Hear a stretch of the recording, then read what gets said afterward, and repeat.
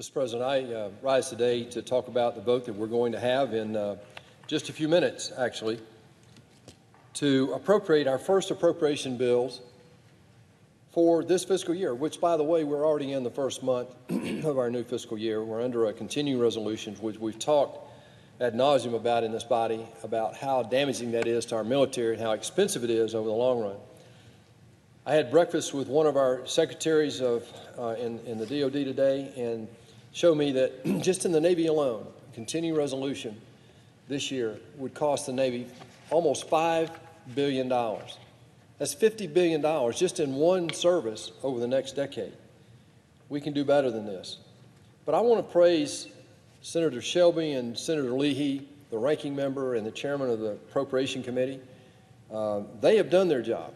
The subcommittee chairman and ranking members have done their jobs. We're ready to vote on these bills, and it comes down to just a obstructionist issue about funding the wall versus funding our military. Just last weekend, President Trump announced that Abu Bakr al-Baghdadi, the leader of ISIS, had been taken off the battlefield. By his own hand, I might say. This is a win not just for our country, but for the world in this fight against terrorism. As we now know, the world has gotten to be very dangerous, maybe the most dangerous in my lifetime, with 5 threats across 5 domains. We're worried now about places like China and Russia, North Korea, Iran, as well as the asymmetric threats of terrorism around the world. Over 5 domains, air, land, and sea, and now we have to worry about cyber and space as well. But let's just take a moment and realize that without a strong military, this special operations op over the weekend would not have been possible. Our intelligence community, our special operators, our military personnel, all the supply people, all the people involved in supporting these people at the tip of the spear, came to bear and brought us a victory this week over the #1 terrorist in the world. Everybody in America should be celebrating this incredible achievement by our military. Rather than celebrating, however, our friends across the aisle are trying to change the subject in many ways, one of which is in the U.S. House, with just the hypocritical approach that we're seeing right now of denying due process to our president and having a vote this week that's a real mockery of the process in itself, because there's no guarantee of due process to the president in this resolution.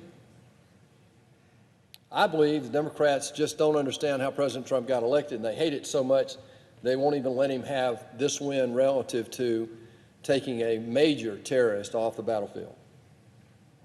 We must never forget how depraved this gentleman and their ideology really is.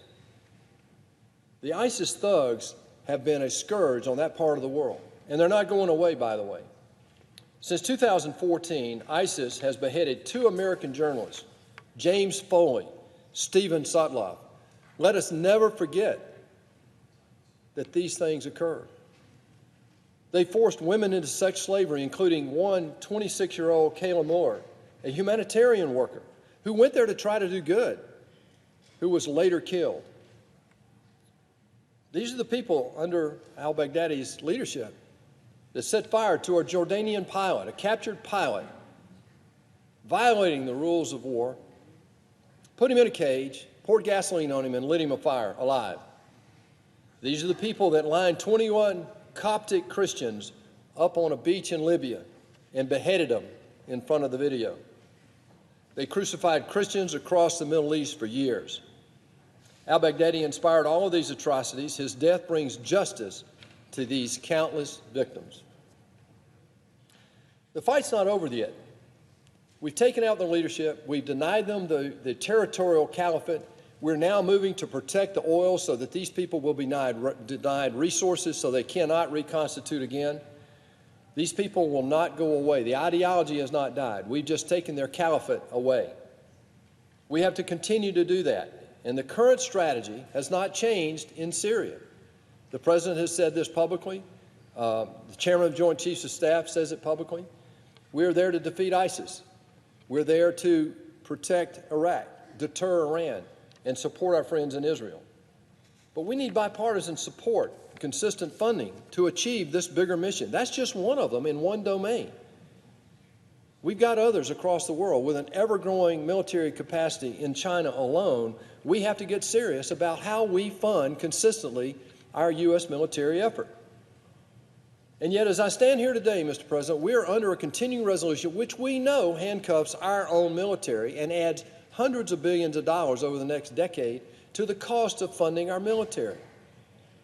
Now look, we have a CR right now that has us actually spending $4 billion right now that the Department of Defense has already identified that we don't want to spend. But because of a continuing resolution rules, they have to keep spending against these obsolete programs and wasting that $4 billion, Mr. President. In addition, we're sitting here at the end of October, the first month of the year, fiscal year, and we have not even finalized the authorization for our defense because of not being able to work this out with the House. We have to do that and get to funding right away to fund our military. Our men and women in uniform are the best that we have in America, and we owe it to them not to drop the ball in this 11th hour to show them that we have their backs. They can do the job, but only if we fund them, Mr. President.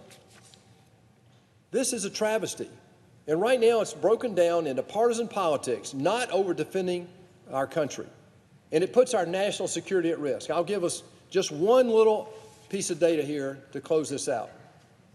Over the last 50 years, we've disinvested in our military by at least 25% 3 different times under 3 Democratic presidents. That's just historical fact. That's not a partisan observation. We did it in 1976 to 1980. We did it in the 1990s. We did it in the last administration over 8 years. Disinvested in the military by at least 25%. We saw the travesty that the military had in terms of readiness when, in January 1, 2017, we saw how bad our readiness was when 2/3 of our lead strike fighters, FA-18s in the Navy, could not fly. Only 3 of our Army brigades, of 58 Army brigades, could go to war that night. It was a terrible position to be in. Under new leadership, we've gotten that readiness back. But now we have to rebuild the military that's been burned up over the last 20 years fighting terrorism. Mr. President, the challenge we have before us right now is to do our #1 job, and that is to fund and appropriate the federal government. And of that, discretionary spending is what this is all about. It's only $1.3 trillion of the $4.6 trillion the federal government will totally spend this year. But of that, the military, the VA, and all domestic discretionary programs make up $1.3 trillion.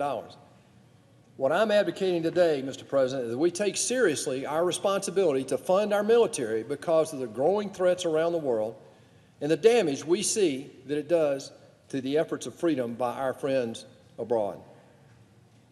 Mr. President, no bigger responsibility could we have to support our men and women in uniform who put their lives on the line every day. The best testament of that is this example we just saw, a success in Syria, very close to the Turkish border, pulled off through places where Russians and Syrian government and Syrian rebels and Turkish soldiers were all in the general vicinity. We pulled off a miraculous victory for freedom in the world. Now it's our job to fund the defense and get on with that. I highly suggest that we take that very seriously. Thank you, Mr. President. I yield the floor.